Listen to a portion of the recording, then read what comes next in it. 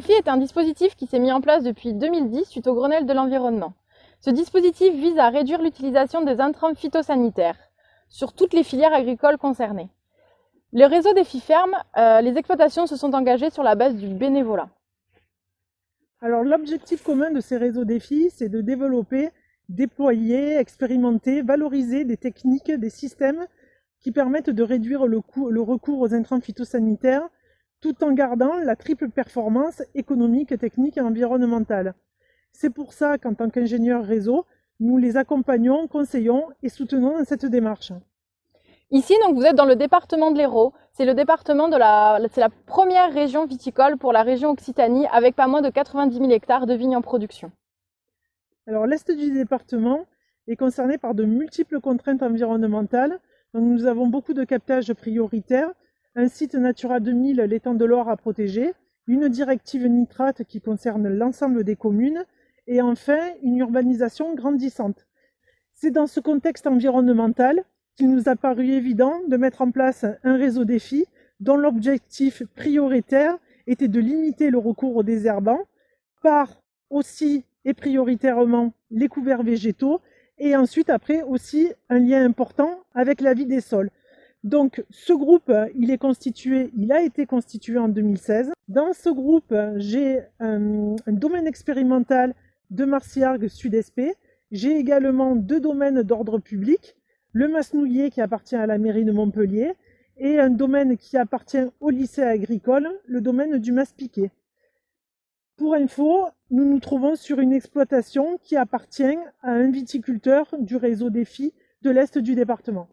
Quant à moi, j'anime un groupe historique, c'est le réseau Défi Ferme Basse-Vallée de l'Hérault. Il est constitué de 10 exploitations, à savoir 4 viticulteurs, 5 vignerons et le lycée agricole privé Bonne Terre. Il y a une multiplicité de typologies des exploitations pour représenter la diversité nombreuse au sein du département de l'Hérault. La surface des exploitations est également variée, on va de 10 à 100 hectares. Nos 2 réseaux, ce n'est pas moins de 800 hectares qui est représenté au travers des réseaux Défi. Oui, tu as raison de le dire. Moi, le bassin versant fait 3000 hectares et mon réseau fait à peu près 400 hectares. Donc en fait, c'est un réseau qui est quand même représentatif des techniques de ces territoires. Alors du coup, j'enchaîne sur les leviers que nous avons mis en place pour permettre une réduction des intrants phytosanitaires. Donc dès le départ, on a fait un travail de sensibilisation à l'observation, notamment par les groupes de viticulture durable, ce que Stéphanie et moi en animent. Ça s'est couplé également par une protection différenciée aussi à l'échelle de la parcelle. Et puis tout ça, ça s'est renforcé par l'accès à des outils d'aide à la décision, notamment par le bulletin technique Performance Vigne.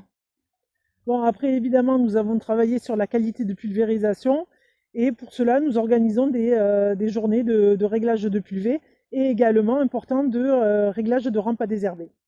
Il y a également eu aussi une adaptation de la surface traitée en se basant sur la surface plantée et non pas la surface cadastrée, qui permet pas moins d'une réduction de 10% de l'utilisation des intrants phytosanitaires. Dans un second temps, il y a eu aussi un travail sur la qualité et l'optimisation en fait de l'utilisation de la dose de produit qui se fait par la méthode OptiDose. Cette méthode, elle prend en compte 4 paramètres, à savoir la sensibilité parcellaire, le stade végétatif et la vigueur, mais également la pression parasitaire. Donc du coup, le travail qui est mené sur le secteur de l'Est du département, mais sur l'ensemble évidemment de l'Hérault, en fait c'est déjà de réduire le recours aux herbicides. Ça va être par l'entretien mécanique. Également, ce qu'on va voir, c'est le développement, le maintien de l'enherbement ou le semis d'un enherbement. Après, il va également y avoir la diminution de la largeur de la bande désherbée. Et après, on va également avoir l'optimisation de la qualité de pulvérisation du produit, mais aussi de son choix. Et en plus de tout ça, on a mis également en place des techniques dites alternatives. Ça va passer aussi bien par les mesures physiques sur le travail du sol des interrants, par la mise en place de produits biocontrôle, à savoir la confusion ou les stimulateurs de défense notamment, par la mise en place d'un enherbement sur ou sous le rang. Il y a ce qu'on appelle, nous dans notre jargon, la reconception. Donc dans la reconception, on va trouver la plantation de cépages tolérants. Il va y avoir aussi le développement de ce qu'on appelle les engrais verts ou engrais temporaires qui sont semés durant la période de dormance de la vigne.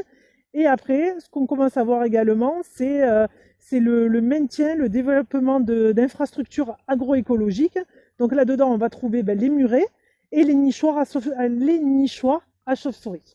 Et puis certains ont également mis en place le diagnostic biodivo. Donc c'est grâce à l'animation et au suivi technique que nous, en tant qu'ingénieurs réseau, Stéphanie et moi, au travers d'un suivi individuel et collectif couplé à des visites d'essais, des journées techniques et de démonstration, que la réduction des intrants phytosanitaires est possible.